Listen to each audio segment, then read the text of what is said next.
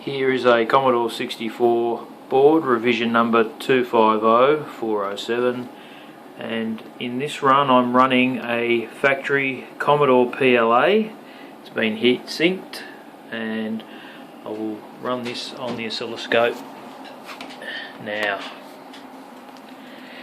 Now the settings are the same as before.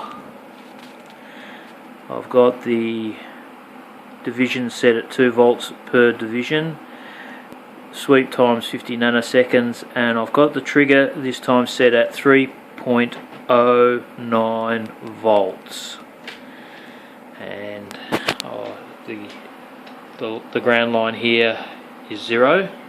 I'll turn the Commodore on now, and the computer's on now, and the waveform is reading about 4 volts by the eye. Now I'll just increase this trigger level slightly and we'll see if we can get the machine to trigger. I'm at 3.09 volts. I'll take it up to the next increment, which is 3.13.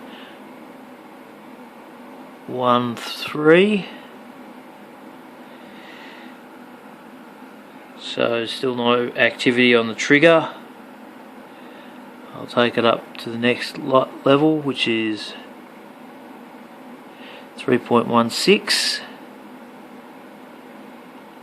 3.19,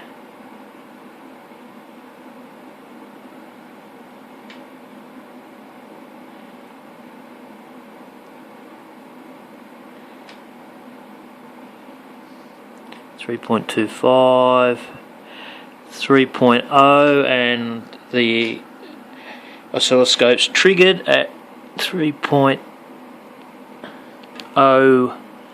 at 3.38. I'll drop this a little bit so if I can get the de-trigger.